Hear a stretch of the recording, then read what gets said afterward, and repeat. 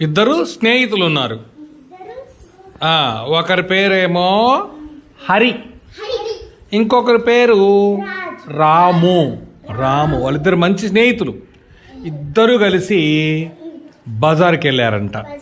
ఎవరెవరు వెళ్ళింది? రాము, హరి. ఇద్దరు ఎవరు? వాళ్ళు ఇద్దరు స్నేహితులు. ఎక్కడికి వెళ్ళారు? ఎవరు బజార్కి వెళ్ళింది? ఎవరు బజార్కి వెళ్ళారు?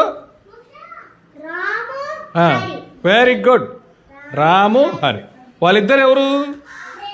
ఫ్రెండ్స్, స్నేహితులు. ఎక్కడికి వెళ్ళారు వాళ్ళిద్దరు? బజార్కి వెళ్ళారు. అయితే దారిలో వాళ్ళకి ఒక పండ్ల దుకాణం కనపడిందంట. ఏం కనపడింది? ఎవరికి కనపడింది? రాము, హరి. వెరీ గుడ్, హరికి. ఎక్కడికి వెళ్ళారు? బజార్కి వెళ్ళారు. ఎవరు వాళ్ళిద్దరు? ఫ్రెండ్స్. కాబట్టి ఏం కనపడింది?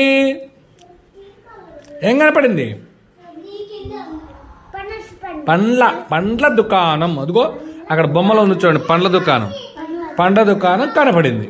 అర్థమైందా? అందులో ఏమున్నాయంటే 1 పనస, 2 జామ, 3 అరటి, 4 బత్తాయి, 5 అనాస. పనస, అనాస. ఓకేనా? రాము పనస తొనలు కొన్నాడు.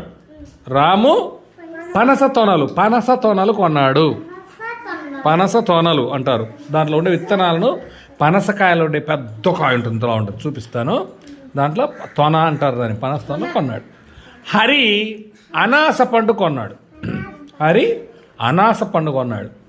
ఇద్దరు ఇంటికి వెళ్ళి పండ్లు తిన్నారు. పండ్లు తినడం ఎందుకో తెలుసా? ఎందుకు పండ్లు తినాలనుకున్నారు వాళ్ళు తెలుసా? వాళ్ళ సార్ చెప్పాడట, హాయిగా ఆరోగ్యం బాగుండాలంటే పండ్లు తినండి అని చెప్పాడు. అందువల్ల పండ్లు తినడం ఆరోగ్యానికి మంచిది. కురుకురే ప్యాకెట్లు ఇవన్నీ తినకుండా అవి తినాలన్నమాట. ఓకేనా? ఇప్పుడు నేను ఇక్కడ ప్రశ్నలు ఉన్నాయి, అడుగుతాను. మీరు దాన్ని చూసి జవాబులు పెట్టాలి. పెన్సిల్ తీసుకోండి.